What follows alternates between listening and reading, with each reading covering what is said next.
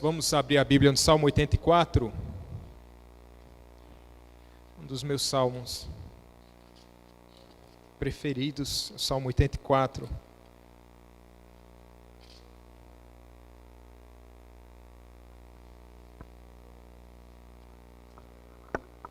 Salmo bastante conhecido, talvez você já tenha meditado bastante nesse salmo, mas a palavra de Deus é renovada, né, quando nós nos aproximamos dela.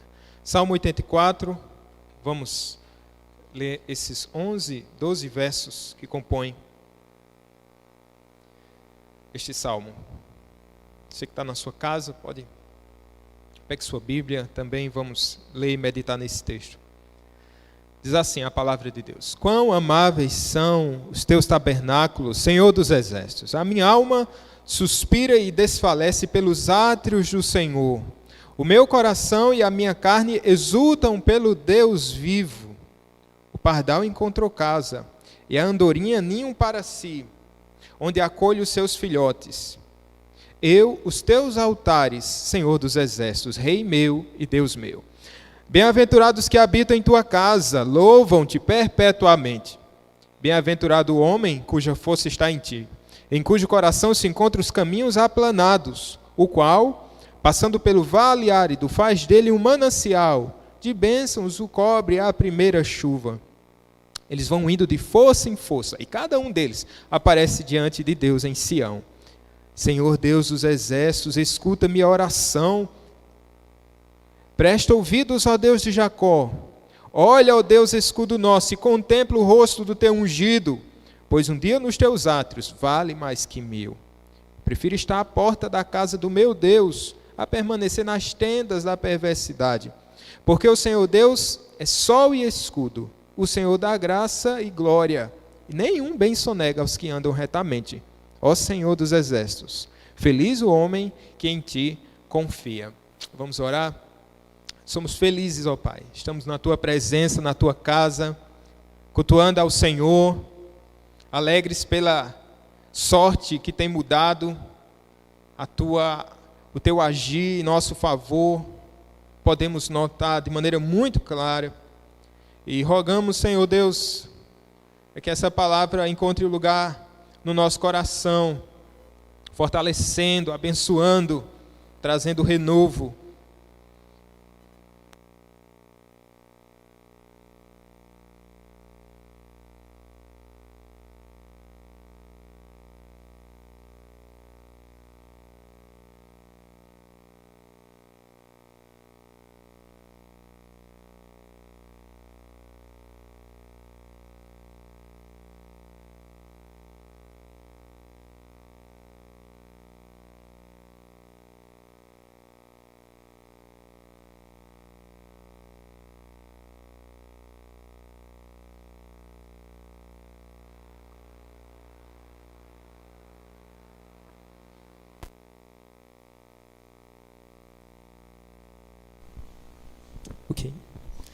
Ok. Salmo 84, nós acabamos de ler este salmo e oramos ao Senhor. Vamos meditar nele. Deixa-me começar falando sobre um homem, um pastor chamado Martyn Lloyd-Jones. Vez por outra eu falo sobre ele aqui. Ele foi um dos teólogos mais proeminentes do século XX, e ele exerceu um ministério muito abençoado lá em Londres, pastoreando a Catedral de Westminster. Mais de 40 anos esse homem de Deus passou ali à frente dessa igreja. Desde a década de 30, final da década de 30 ao final da década de 70. E nesse ínterim, durante esse período do seu pastoreio lá em Londres, o mundo passou por uma grande guerra, a Segunda Guerra Mundial. E foi muito marcante para Lloyd-Jones a sua experiência pessoal e a sua experiência enquanto pastor, uma vez que ele tinha que conviver nesse período, acalmando os corações dos irmãos por causa da empreitada dos alemães, dos bombardeios de Hitler e da sua turma durante aquele tempo. A Catedral de Westminster, ela estava no epicentro daqueles ataques. E, curiosamente, durante esse período, a Catedral Metropolitana, onde Charles Spurgeon, outro grande pastor muito conhecido, também foi bombardeada. Só que a Catedral Metropolitana chegou a ser destruída. Isso não aconteceu com a Catedral de Westminster. Então, em meio às pregações e ao conforto que Martyn Lloyd-Jones tentava dar, esse encorajamento, ele percebeu que muitos cristãos deixavam de vir à igreja porque estavam com medo, realmente, do que estava acontecendo, naqueles bombardeios dos alemães. Mas ele pregava àqueles irmãos, dizendo assim: olha, mesmo que as bombas dos alemães não caiam sobre as vossas cabeças, vocês devem estar prontos, preparados para se encontrarem com Deus. E essa era a tônica da pregação de Martyn Lloyd-Jones naquela época. Algumas coisas interessantes aconteceram como experiências, e que a gente sabe. Certo dia ele estava orando no culto dominical, e uma bomba alemã veio ao encontro de Londres naquela manhã, de modo que o barulho tão forte, todos conseguiram perceber e ouvir aquele barulho. Ele mesmo não conseguia ouvir a sua própria oração. E quando houve a explosão, ele percebeu, e os irmãos também, que a estrutura da capela tinha se rachado audivelmente, e pedaços do teto e de poeira caíam do telhado. O que foi que Martyn Lloyd-Jones fez? Parou durante a oração, esperou aquele barulho passar, e depois continuou a oração, como se nada tivesse acontecendo. E aquele sermão que ele tinha preparado para aquela manhã, ele pregou. Outro fato interessante aconteceu em 11 de maio de 1941. Esse é tido como um dos bombardeios mais devastadores em Londres. Naquele dia, as bombas atingiram o parlamento, atingiram também a abadia de Westminster. Nesse dia, Lloyd-Jones não estava lá em Londres, ele estava em Oxford, pregando pela manhã. E aí ele ficou sabendo da notícia desse grande bombardeio ocorrido lá em Londres.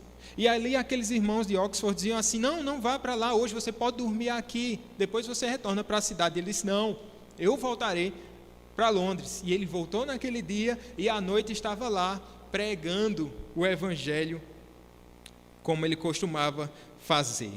Ele tinha uma forte convicção de que aquela catedral não seria destruída, que ela não seria atingida. E de fato, quando Lloyd-Jones chega à igreja à noite, ele percebe que apenas as janelas, 2 janelas tinham sido quebradas. E fora uma avaria aqui, outra ali, esse prédio estava de pé, como ficou de pé durante toda aquela guerra. Veja, é certo que esse pastor, ele não teve 40 anos do seu pastoreio ali, debaixo de guerra e de grande ameaça. Mas a verdade é, meus irmãos, se a gente fizer essa analogia para a nossa vida, quantas vezes e quantos embates nós enfrentamos na nossa carreira de fé? Como é desafiador. E a despeito de todos os desafios, ou por meio deles, nós continuamos de pé. Veja como é interessante o anseio, o desejo que o povo de Deus tem pela presença do próprio Deus. Que mesmo quando ameaçado, e eu não estou falando somente de uma ameaça como essa, por exemplo, que nós estamos passando de pandemia, mas quando a nossa fé é duramente ameaçada, mesmo assim isso não nos impede de caminharmos até a presença de Deus, porque esse é o nosso desejo. De certa maneira, este salmo trata sobre essas questões, sobre esse anelo pela presença de Deus, pela necessidade de perseverança para permanecer na presença de Deus, e a graça que a gente recebe enquanto desfrutamos da presença de Deus. Isso aí que nós vamos ver nessa noite. Vamos olhar para o começo desse texto. Quero ver primeiro com vocês sobre o anelo pela presença de Deus. No verso 1 ele diz assim: quão amáveis são os teus tabernáculos, Senhor dos exércitos. Esse salmo começa de uma maneira tão maravilhosa. Ele pensa, o salmista está pensando aqui no templo, dizendo assim: que lugar maravilhoso é este? Meus irmãos, há uma dificuldade, é uma realidade dos salmos. Alguns salmos eles têm o contexto histórico mais fácil da gente perceber, outros nem tanto. Por exemplo, o Salmo 84. Tem gente assim, bem conhecida, como Calvino, o próprio Spurgeon, eles pensam que eles atribuem esse salmo a Davi durante a perseguição do seu filho Absalão, e foi um período em que Davi estava impossibilitado de ir até o templo. Outros preferem observar, não dando a esse salmo um personagem de destaque, mas assim como tem no título, provavelmente da sua Bíblia, diz assim: um mestre de canto segundo a melodia os lagares, salmo dos filhos de Corá. E os filhos de Corá, eles pertenciam eles tinham recebido a atribuição da parte de Deus para cuidar das questões referentes aos sacrifícios, ao templo, não como sacerdotes. Tanto é que você vai perceber que eles ficam à porta do templo, como se fosse uma espécie de diáconos, mas eles tinham outras atribuições também. O fato é que, mesmo não sabendo com certeza absoluta quem é o autor desse salmo, isso não nos impede da gente entender de maneira clara. O que há de preciso aqui para a gente, o que é? Que este homem, ou este salmista, ou estes salmistas, estavam passando por um período difícil, no qual eles estavam afastados da presença de Deus, ou seja, estavam sendo impedidos de ir até Jerusalém, onde ficava o templo. A gente viu aqui, falando sobre Sião, não foi? Salmo 48, a cidade de Sião, e lá em Sião tinha um templo, então era o centro da religião judaica. Alguns entendem este salmo, eles colocam essa observação dos salmos como um desenvolvimento assim teológico da história da salvação. Por exemplo, tem um pastor que entende essa porção do salmo, que é dividida em 5 partes, como essa terceira parte que começa no salmo 73 e vai até o salmo 89, ele entende este como um período de devastação. Faz sentido quando a gente olha para o Salmo 84, porque a gente percebe, pode estar nas entrelinhas aí, que o motivo que estava sendo impedindo estes salmistas, esses homens de Deus, de irem até o templo, fosse um período onde o povo de Deus estivesse sendo ameaçado pelos povos inimigos. Isso aconteceu muitas vezes, não é? Dentro da história do povo de Israel. Então, o que é que significava deixar de ir ao templo naquela época? Era algo muito sério. Eu já falei para vocês, a centralidade do culto estava em Jerusalém, como o próprio Deus assim estabeleceu no Antigo Testamento, mas não como uma regra perene, uma instituição que deveria ser até o fim do mundo. Não, a gente percebe que havia ali o templo construído, não é?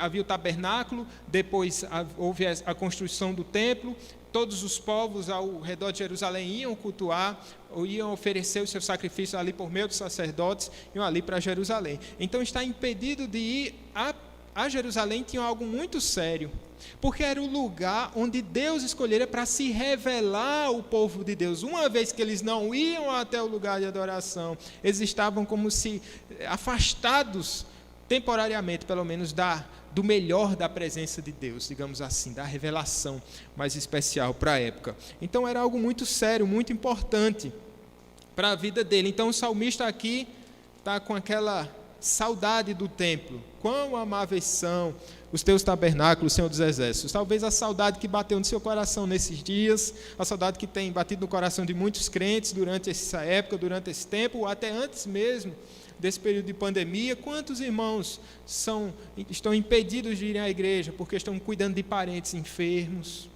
por causa de viagens, porque eles mesmos estão doentes, ou porque se mudaram e estão numa região onde não há uma igreja evangélica na qual eles possam visitar ou se tornar membros. Então são muitos os motivos, e a saudade do salmista é compartilhada aqui. E aqui ele vai dizer no verso 2, a minha alma suspira e desfalece pelos átrios do Senhor. Veja as expressões que remetem ao templo, né? Tantas vezes ele vai falar sobre átrios, sobre tabernáculo, sobre a casa, sobre morada. Então aqui a saudade dele é medonha, é grande, porque diz assim, a alma suspira e desfalece pelos átrios do Senhor. E aqui a expressão é como se ele estivesse assim, desfalecendo mesmo, desmaiando de saudade. Muitas vezes os salmistas vão usar essa mesma expressão dizendo que estão desfalecendo de quê? Por causa das lutas, das provações. São tantas que eles dizem assim, eu estou desfalecendo, Senhor, me ajuda. Mas aqui o salmista está dizendo, eu estou desfalecendo, Senhor, mas é porque eu estou com saudade da tua presença. É porque eu quero estar perto de ti, é porque eu lembro do povo de Deus peregrinando até Jerusalém.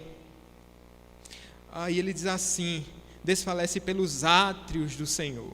É importante a gente pensar nesse átrio, porque ele fala somente do átrio, por quê? Porque ele não era um sacerdote e não era lícito para ele entrar no pátio exterior. Tinha toda essa organização da construção do templo. Tinha o lugar, o Santo dos Santos, tinha o pátio exterior, o pátio interior. Então ele, como um não sacerdote, o máximo que ele poderia chegar ali é no local dele, nos átrios. Ou seja, isso aqui pode nos fazer pensar que o anelo pela presença de Deus não é só do pastor, não deve ser só do presbítero, não é só se eu for cantar, ministrar ou participar de alguma coisa na igreja, ou quando eu estou escalado para vir à igreja, para a minha escala da diaconia, ou etc. Não, é um anelo assim, quando eu estou escalado para cantar na igreja, não, é um anelo em todo o tempo. Eu quero, nem que seja para ficar lá na porta, eu quero, não importa, eu quero ficar lá. Lembra da história do etíoco, o eunuco etíope, lá de Atos capítulo 8, né? Um homem que percorria mais de 300 quilômetros para ir para Jerusalém. Quando chegava lá, ele não entrava, ele ficava na porta, no lugar separado para os gentios. Mas ele percorria 300 quilômetros para estar na presença de Deus, mesmo de longe. Então ele está dizendo assim, mesmo de longe, eu prefiro estar. Eu desejo estar na tua presença. Quantas vezes, né? Vamos a estádio de futebol, não agora, né? Só saudades. Um show, em algum lugar que a gente está pertinho, mas a gente arruma um ingresso bem longe. Às vezes a gente vê aquela pessoa que você queria, aquele grupo, aquele artista, aquele jogador bem de longe, parecendo uma formiguinha, mas você diz, eu estou aqui, eu faço parte dessa história. Aqui está dizendo, eu desejo estar na presença de Deus.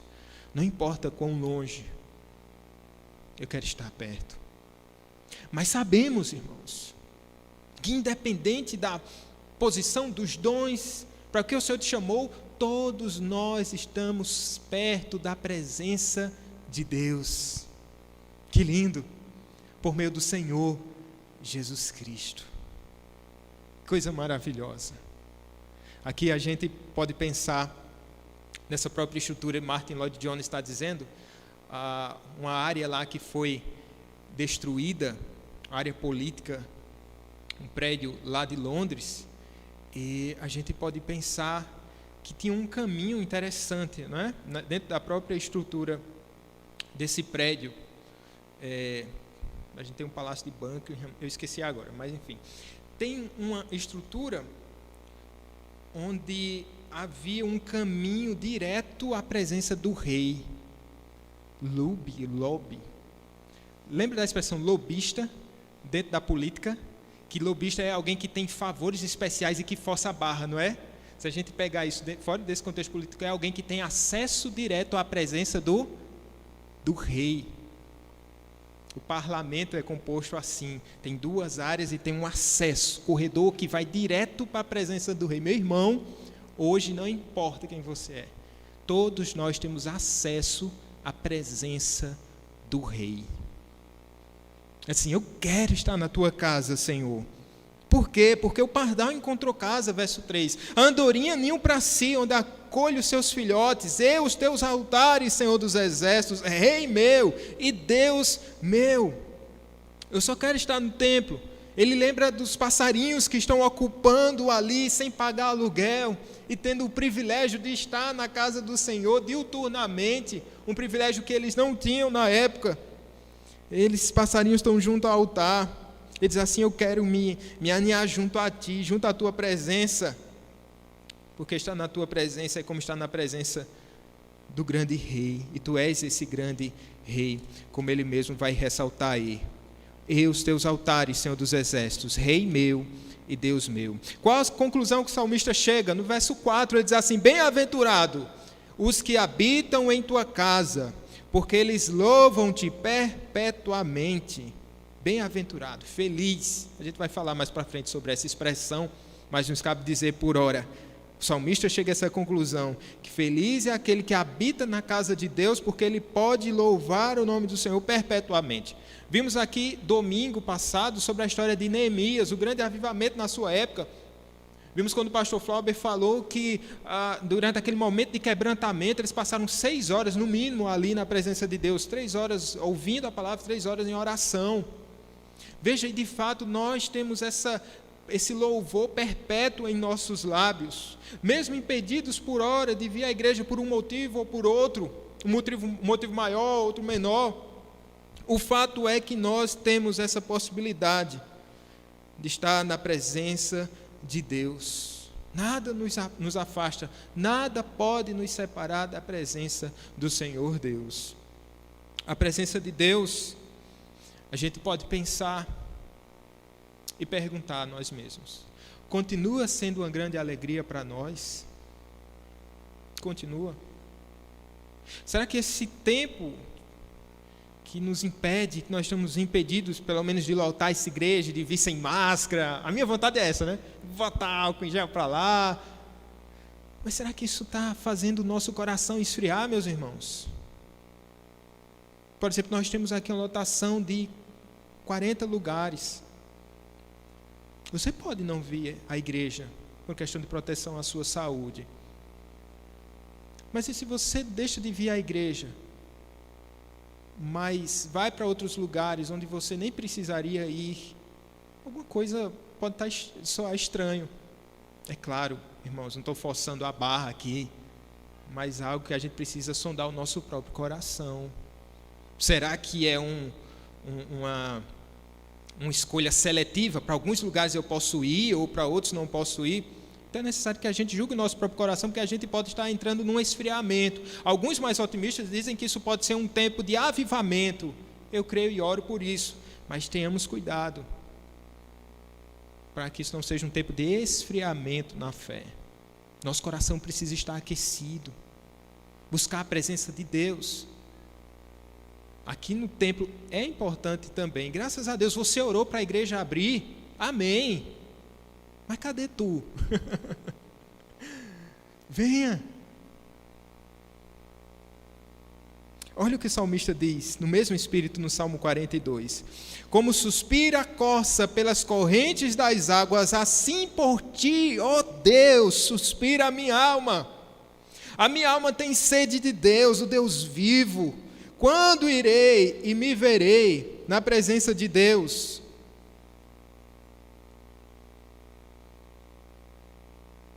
Perante a face de Deus.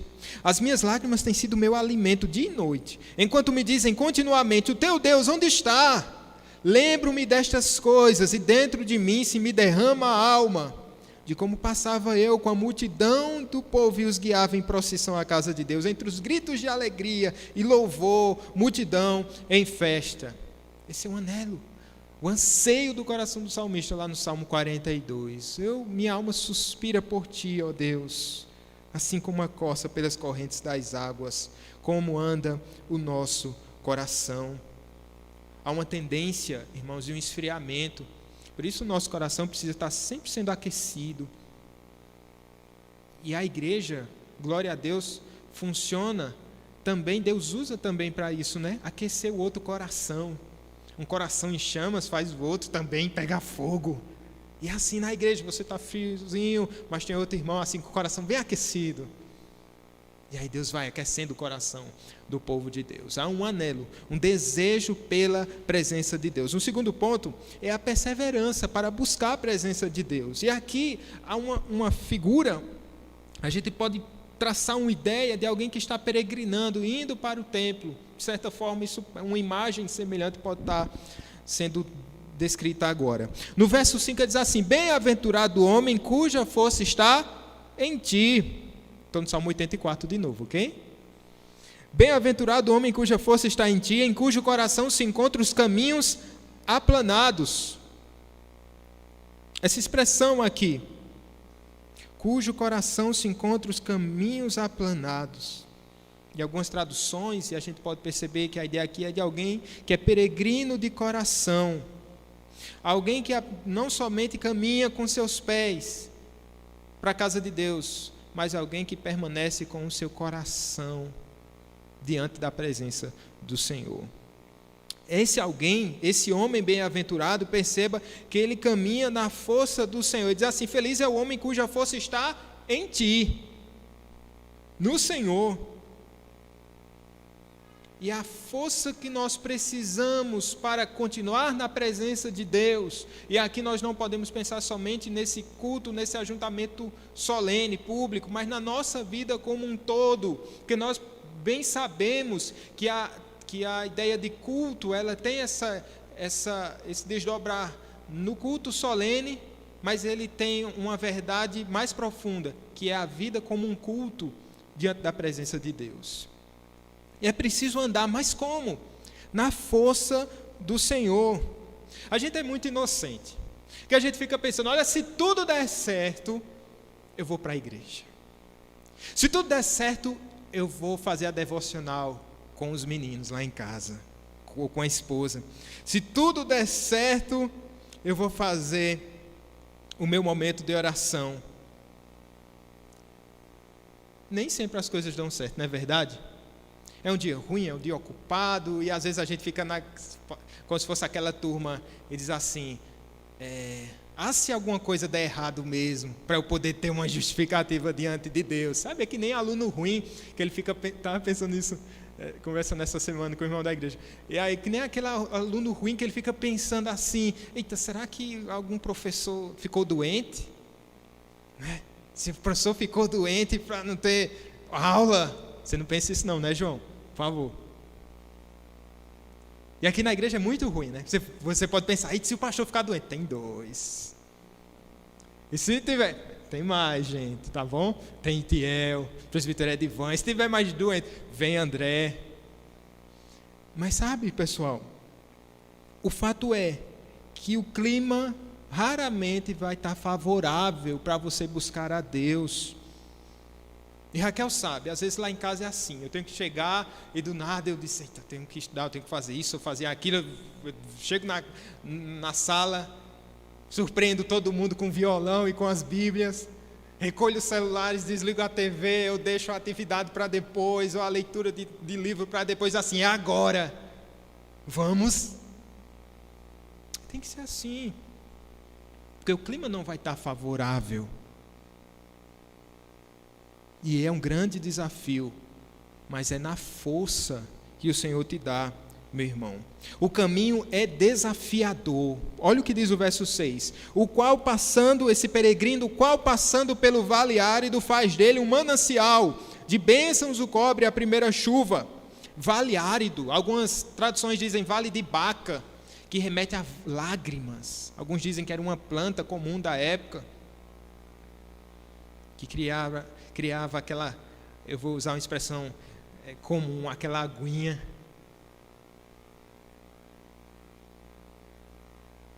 Alguns traduzem assim, é um vale de lágrimas. E tem muito a ver com a nossa caminhada, não é? É um vale. E andar pelo vale, imagine só que é um vale. Há um terreno plano, em que é bom, e que a gente nem precisa fazer força, não é? Quem anda de bicicleta sabe, se você faz costuma praticar exercícios, tem aquele lugar que é bom, você não vai fazer muito esforço. Aqui é um vale, lembra o que? Depressão. Não é um terreno asfaltado, ou uma pista propícia para correr. É um vale, que vale é esse? Um vale árido, não é fácil. E a gente pode pensar, seguir ao Senhor quando tudo está indo bem é uma coisa, mas seguir a Cristo quando as circunstâncias são desfavoráveis é um desafio maior. E geralmente as circunstâncias são desfavoráveis. É complicado. O qual passando pelo vale árido. Nem tudo é bonança. Eu me lembro uma das viagens que eu fiz com Raquel. A gente saiu, acho que foi de uma pessoa, não lembro, de Recife, foi para o Sudeste. E aí eu vou na janelinha, eu gosto da janelinha, né? Fico olhando lá e estava aquele céu de brigadeiro, uma delícia. E olhando tudo, de dia, o dia amanhecendo, ótimo. No pouso, que experiência do piloto. A gente mal sentiu quando o pneu tocou a pista. Foi perfeito, foi marcante aquele voo. Só que na volta, percebi algo estranho. Estava chovendo. Não é nada bom passar por turbulência. Eu vou contar, Raquel chorou. Eu quis chorar, Raquel, mas eu não podia, tá bom? Para lhe dar essa força. E quando o piloto pousou na pista, ai que dor na coluna. Parece que aquele piloto nunca tinha pousado um avião antes. Tô brincando, né, gente? Mas na vida é assim. Às vezes o céu está azulzinho e está tudo bem, obrigado. E o pouso é excelente. Às vezes não. O tempo fecha. Mesmo assim, precisamos seguir firmes na força do Senhor. Mas a gente experimenta bênçãos. Porque se você olhar esse verso 6, ele diz assim, que esse vale árido faz dele o quê? Um manancial. A paisagem muda aqui. De bênçãos o cobre a primeira chuva, como se o salmista estivesse pensando num período do ano, onde começava aquelas chuvas de outono. E ele diz assim, esse vale árido ele é transformado num manancial, e ele fala em bênçãos. E a gente experimenta bênçãos em meio ao trajeto difícil. O caminho difícil faz parte da sabedoria de Deus, não esqueça isso. O caminho podia ser melhor. O salmista está pensando nos peregrinos que saíam das suas cidades, como eu já falei, e eles não iam por uma rodovia duplicada e bem sinalizada. Era um caminho difícil, a aridez, a falta d'água, as dificuldades comuns, as viagens. Mas faz parte da sabedoria divina que o caminho seja difícil, meus irmãos. Porque é no caminho difícil, pelas dificuldades da vida, do peregrinar com o Senhor, pelos sofrimentos, muitas vezes, que Deus vai fazendo com que a gente experimente sofrimentos, de certa forma, semelhantes ao sofrimento de Cristo que peregrinou por essa terra, que andou pelos vales áridos, culminando na cruz do Calvário. Faz parte da sabedoria divina, para a gente se assemelhar a Cristo. Mas ele diz no verso 7, eles vão indo de força em força. Lembra, ele está falando de força, não numa força dele mesmo. E agora ele não está falando mais em primeira pessoa, mas ele está começando a pensar também aqui no povo de Deus como um todo. Vão indo de força em força. Pensar nas dificuldades, nos desafios do povo de Deus como um todo, faz bem para a gente? Faz. Sabe por quê? Porque isso minimiza muitas vezes o nosso próprio sofrimento. Às vezes nós pensamos que somos aqueles que mais sofrem no mundo. Aqueles que estão passando por maiores tribulações. E só você enfrenta dificuldades para seguir a Cristo. Não. Todo aquele que se chama pelo nome do Senhor, todo aquele que serve a Deus, passa por suas dificuldades para seguir ao Mestre. Pela porta estreita, pelo caminho turbulento. Ele diz assim, vão indo de força em força, e cada um deles aparece diante de Deus em Sião. Aquele que persevera chegará, não se perderá pelo caminho. Aqui é como se ele visse o final dessa trajetória, como se ele estivesse olhando, será que eles vão chegar? Tanta dificuldade, tantas lutas, é um tempo difícil para o povo de Israel. Eles chegam. É como se o salmista estivesse dizendo, como um pastor contando as ovelhas. Cada um deles aparece diante de Deus, em Sião. Cada um aparece. Não há caminho fácil para nenhum crente, mas Deus nos sustenta. Tem uma irmã que nós conhecemos alguns anos atrás em outra igreja.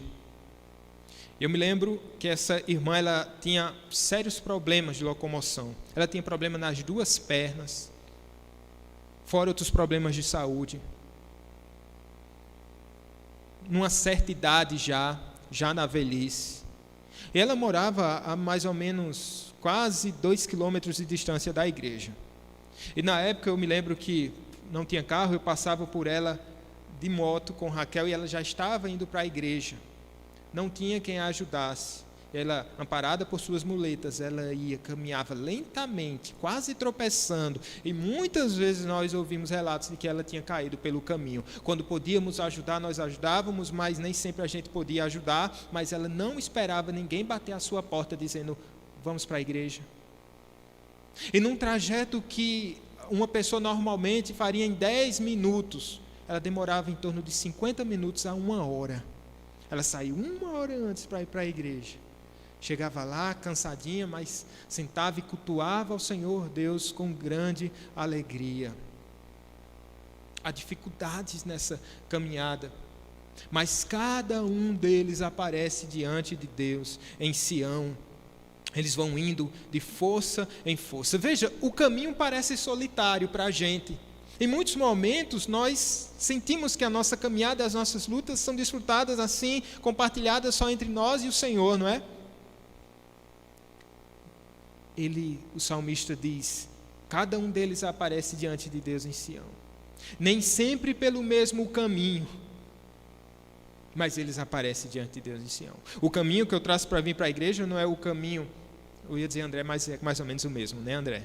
Não é o caminho que Sara faz para vir à igreja, por exemplo. Mas cada um de nós aparecemos. Ninguém sabe como, só você e Deus. As lutas para chegar na presença de Deus. Eu me lembro muito de Dani, no último Natal, que foi tão difícil, né, Dani? E eu me lembro daquele culto natalino. As coisas que mais marcou naquele dia foi Dani e os meninos chegando para o culto. Eu disse, que vale árido.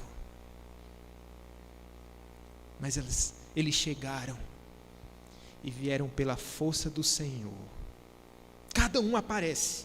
Eu não sei como você apareceu aqui nessa noite. Eu não sei como você em casa tem caminhado na presença de Deus. Cada um nas suas lutas, nas suas fraquezas, nas suas provações.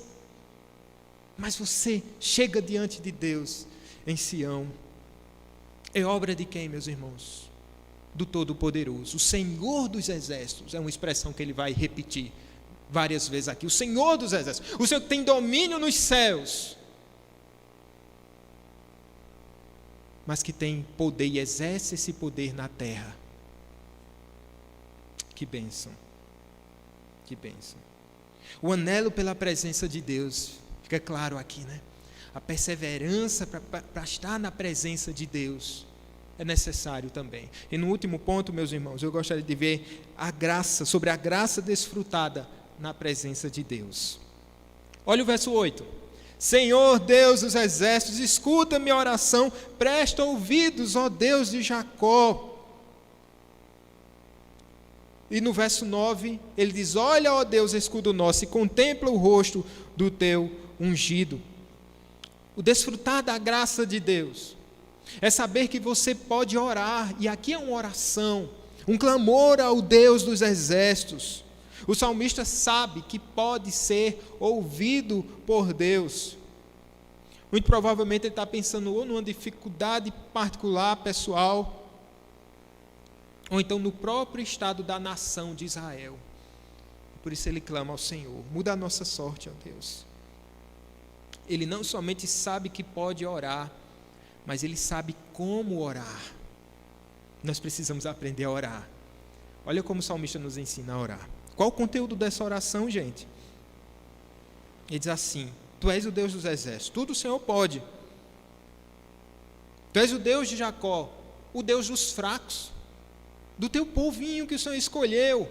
Muito se fala sobre minorias, né? Privilégios de minorias, etc, etc. Mas que é uma minoria menor, essa é minoria maior, não sei como dizer isso, né? Mas que é uma minoria menor do que ou maior do que o povo de Deus, um vermezinho de Jacó, um povo sem nome, um povo sem identidade muitas vezes, sem prestígio durante a maior parte da história, mas foi o povo a quem o Senhor Deus olhou, a quem Deus escolheu, a quem Deus preservou. Aqui está esse povo. Olha para nós, ó Deus de Jacó, tu és o nosso escudo, o nosso amparo. Os dardos inflamados do maligno, eles não vêm direto, não nos acerta, porque tu és o nosso escudo, ó Deus, tu és o nosso escudo. Aí ele diz algo interessante: contempla, olha para o rosto do teu ungido. Se foi Davi, Davi está pedindo a Deus para que ele olhe não para o Davi somente como filho de Jessé, mas como ungido do Senhor. Se for os filhos de Coré, da mesma forma, eles estão pensando naquele que representa a nação e sobre quem o Senhor tinha dado a representatividade da aliança. Que aliança é essa? A aliança davídica. Por meio de Davi, o povo de Israel ia ser preservado, as bênçãos iriam recair sobre o povo. Por causa da aliança de Deus com Davi, o povo não seria destruído, esmagado pelos inimigos, nem pelo próprio Deus. Por isso ele está sabendo orar. Ele diz assim: não olha para mim, Senhor, se o Senhor olhar para mim, eu serei fulminado. Olha para o teu ungido, ó Deus, e lembra da tua aliança, Senhor. Tu és um Deus fiel, ó Deus. Por isso o Senhor não nos entrega a nossa própria sorte. Por isso a igreja não é destruída, não pelo bombardeio alemão, mas pelo bombardeio do príncipe das trevas, por esse mundo perverso, cujo príncipe vocês sabem muito bem quem é. Tu és o nosso escudo, Senhor, olha para o teu ungido. A mesma forma, agora olhando de maneira progressiva, né? Jesus nos ensina a orar. Ele diz assim: ore em meu nome. Não é isso que ele diz? Ore em nome do Rei da Glória. E assim vocês serão atendidos por Deus. Assim vocês serão ouvidos pelo Senhor. Então, todas as vezes que eu entro na presença de Deus, eu não entro de maneira autônoma, ou como uma religião secular, onde você mesmo é o seu próprio sumo sacerdote, é o seu próprio mediador. Não, não, não. Nós nos achegamos à presença de Deus por meio de Jesus Cristo. Essa é a aliança que Deus fez conosco. Essa é a aliança. Mas sabe uma coisa? Aquele que encontrou o favor do Senhor, ele não deseja trocar isso por mais nada. Não é mesmo? Você tinha lá a sua vida, seus próprios prazeres, sua própria agenda, mas desde que Cristo te encontrou, agora o nosso prazer é transformado, que o nosso coração é transformado. Por isso ele diz no verso 10: pois um dia nos teus átrios vale mais que 1000. Eu prefiro estar à porta da casa do meu Deus a permanecer nas tendas da perversidade. Ele usa uma figura aqui comum nos Salmos, duas imagens que representam a mesma coisa. Um dia vale mais do que 1000. Na verdade, são duas ideias que se opõem, perdão. Eu prefiro estar à porta da casa do meu Deus a permanecer nas tendas da perversidade. É bom demais o lugar onde eu estou, para onde Deus me chamou, na presença dEle. É melhor do que uma vida inteira desfrutando dos prazeres do mundo, do pecado, ou na tenda da perversidade. É melhor um dia. É melhor, irmãos? É melhor? Ou você fica pensando no tempo em que você habitava nas tendas da perversidade, onde tudo era muito fácil, tempo de muitos amores e desamores e de prazeres e de tanta liberdade? É melhor? Não. O salmista está dizendo: um dia na tua presença vale mais do que 1000 em qualquer outro lugar. Eu prefiro permanecer na tua presença, ó Deus. É loucura pensar em sair da igreja. É loucura. Talvez você pense isso muitas vezes. O caminho é difícil, o vale é muito árido. Eu estou sendo sufocado. Já que teve essa pandemia, eu já estava perdendo o costume mesmo de vir à igreja, agora que eu não volto mais. Não. É loucura pensar em voltar para as tendas da perversidade. Porque o nosso prazer deve ser estar na presença do Senhor. A gente também não pode deixar que o mundanismo Tome conta do nosso coração. Às vezes a gente não vai para a tenda da perversidade literalmente, mas o coração já está lá. Aí você está aqui, mas o seu coração está lá. Você está na presença de Deus como membro da igreja, mas o seu coração já está longe há muito tempo. Não. Eu vou garantir o meu lugar no céu, então vou vir para a igreja. Eu vou participar das lives da igreja, enfim. É loucura pensar em sair da igreja.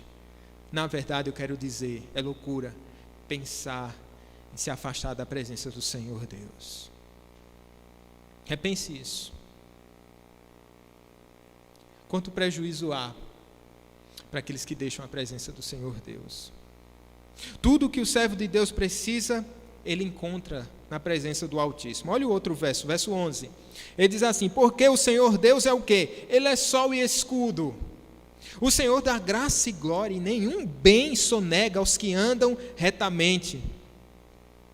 Eu tenho tudo o que eu preciso, porque o Senhor é o meu sol, é o meu sustentador, é aquele que aquece o meu coração, aquele que dá luz, ilumina o meu caminho. O Senhor é o sol, Ele é o meu escudo, eu me escondo na presença dEle. O Senhor também não nega nenhum bem aos que andam retamente. Eu sempre me lembro do que o apóstolo Paulo escreve aos Romanos: se Deus não poupou o seu próprio filho por vocês, o que é que Ele vai reter então? Se aquilo que é mais importante e mais precioso Ele já começou demonstrando, o que então Ele não seria capaz de fazer? Ele não nega bem algum aos que andam retamente. Se quebrante na presença de Deus. E aqui eu não quero que você pense de forma medíocre. Quer pensar de forma medíocre? Deus pode me dar coisas, ou Deus pode me fazer prosperar, etc. Deus pode fazer isso tranquilamente. Mas o desejo do nosso coração deve ser um apego a algo muito mais especial. Não ao que Deus pode me dar, e se Ele não der, mas ao próprio Deus. Por isso, Ele não nega nenhum bem aos que andam retamente. E aqui a gente pode pensar, o andar retamente é alguém que anda no processo de santificação, uma vida piedosa na presença de Deus, não com perfeição, é verdade, mas alguém que está na presença de Deus, que se esforça, que ama a lei do Senhor. O Senhor não vai negar nenhum bem, o seu coração vai estar sempre aquecido, Ele vai ser sua força, Ele vai ser o seu escudo, o Senhor dos Exércitos é o teu Deus. Então todas essas promessas, elas são válidas para aqueles que andam retamente. E por que a gente não usufrui? Por que a gente não desfruta dessa graça de Deus? Porque muitas vezes o nosso coração anda muito dividido, gente. Somos roubados pelo mundo. E o nosso coração perde o prazer pela presença de Deus. Ele não nega nenhum bem aos que andam retamente. Aquele que recebe da graça de Deus, ele é bem-aventurado. É assim que encerra esse salmo. Ó Senhor dos Exércitos, feliz o homem que confia em Ti, que em Ti confia. Bem-aventurado. Esse é um conceito recorrente em toda a Escritura Sagrada. Essa palavra bem-aventurado, ela é repetida 64 vezes na Bíblia inteira. 26 vezes só nos Salmos. E o único salmo onde você vai ver essa palavra sendo repetida tantas vezes é no Salmo 84. 3 vezes essa palavra aparece. O salmista quer nos mostrar essa verdadeira felicidade. Feliz é aquele que desfruta da presença de Deus com confiança. Com confiança. Isso não implica dizer que você não vai chorar. Isso não implica dizer que você não vai desanimar. Isso não implica dizer que você vai ser um crente triunfante, né, da perspectiva evangelical. Não. Confiar em Deus traz alegria perene para a nossa alma, refrigério para o nosso coração. E é que eu queria falar, encerrando, falando um pouco sobre o nosso Senhor Jesus Cristo. Sabe por quê? Em 1 Timóteo 6,15, a Bíblia vai dizer que Cristo, Ele é bem-aventurado. Vai dizer que Ele é o único poderoso Senhor. Vai dizer que Ele é Rei dos reis e Senhor dos senhores. Por isso, quando eu penso num conceito de bem-aventurança, eu tenho que olhar para o Senhor Jesus Cristo. É bom olhar para Ele. E se a gente olhar os estágios desse salmo aqui, do anelo pela presença de Deus, pelo desejo pela presença de Deus, nenhum homem, fora Jesus Cristo, desejou tanto a presença de Deus, viveu tanto para a glória de Deus como o Senhor Jesus Cristo. Ninguém perseverou tanto em meio aos vales, ao vale de Baca, um vale de lágrimas. Jesus Cristo passou por esse vale de sofrimento. E a sua oração? Certamente você já teve suas orações respondidas rapidamente, simultaneamente em alguns casos. Mas aqui, quando nós pensamos no Senhor Jesus Cristo, quando Ele ora, por um momento, Deus não atendeu a sua oração. E é por meio de Jesus Cristo, esse peregrino de coração que sofreu nessa caminhada, é Ele que nivela o nosso caminho para que a gente possa passar. Nenhum caminho é tão difícil como o de Cristo, meus irmãos. Nenhum. E é por meio dele, do sacrifício dele, que nós recebemos o quê? A graça de Deus. Se a gente desfruta da graça de Deus, se você está desfrutando da graça de Deus nessa noite, na sua vida, a graça da salvação, a graça da preservação, da paz que excede todo entendimento, você deve atribuir isso à obra do Senhor Jesus Cristo. Através dele, nós temos esse favor, recebemos esse favor do Senhor Deus. Som do seu coração. Quanto o desejo que você tem tido de estar na presença de Deus. É necessário perseverança. É necessário aquecer de novo o coração. Isso quantas vezes for preciso. Verdade, irmãos. Nós precisamos buscar em Deus, porque na nossa força nós vamos fraquejar. Na nossa força nós vamos tropeçar. Mas o próprio Deus, Ele promete nos dar essa força, cooperando, de modo que tudo vai cooperando para o nosso bem, de modo que tudo vai cooperando para que a gente chegue à presença de Deus, onde nós iremos louvar o seu santo nome perpetuamente. E é isso, meus queridos.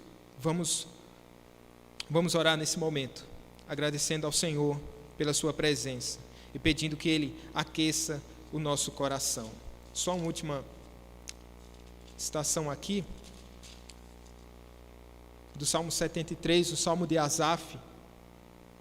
Asaf, ele andava incomodado, porque olhava para os ímpios e dizia, eles prosperam mais. Mas uma coisa fez mudar o olhar de Asaf, foi quando ele entrou na presença de Deus. Quando ele entrou na presença de Deus, o Senhor abre os seus olhos, e ele entende tudo. E por isso ele diz, quem tenho eu no céu? Não há outro em que eu me compraza na terra. Tudo que tenho está em ti. Toda a minha herança é o Senhor. Vamos orar. Vamos ficar de pé, meus irmãos.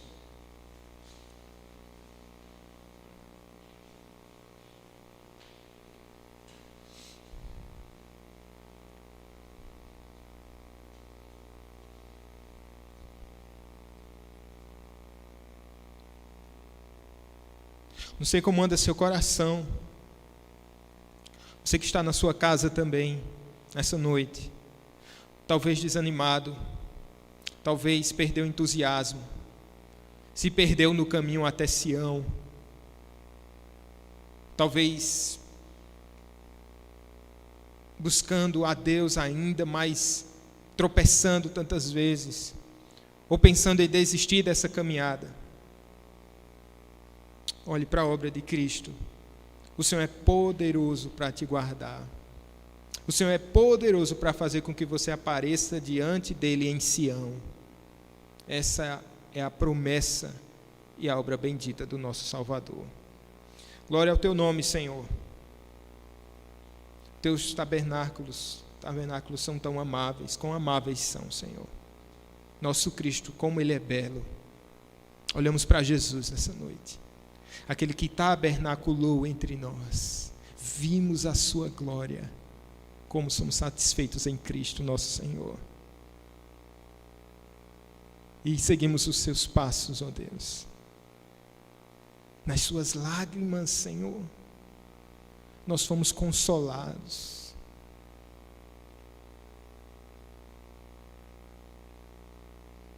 Na oração que lhe foi negado, pedido, nós fomos ouvidos. Quão belo é o nosso Cristo, Senhor. Quão belo. Obrigado pela tua igreja. Mesmo bombardeada, permanece de pé. Assim é a nossa vida. Uma avaria aqui, janelas quebradas ali, mas o Senhor preservando. E nós permanecemos firmes. Traz de volta, Senhor, o prazer do teu povo em buscar a tua face. Dá-nos um coração, Senhor, aquecido na tua presença.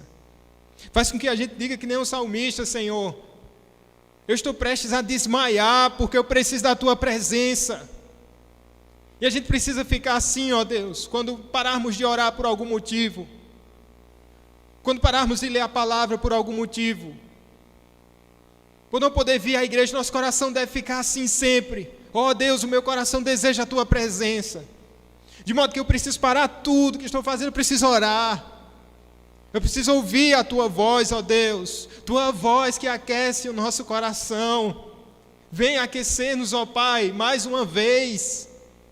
Quebra a frieza do coração do teu povo. Traz de volta o prazer, a alegria dos primeiros dias, ó Deus. O Senhor permanece fiel. O Senhor permanece nos ajudando, ó Deus, nessa caminhada. Mesmo pelos vales áridos, o Senhor é poderoso para fazer desses vales um manancial de bênçãos. O cobre a primeira chuva. Traz alegria para o teu povo. Que ela não seja furtada nesses tempos, ó Pai, de pandemia, mas que venha ficar mais aguçada. Que venhamos a Te amar mais e mais. Dá-nos um coração disposto a Te amar, ó Deus, e a Te servir, Senhor Deus. Precisamos da Tua presença.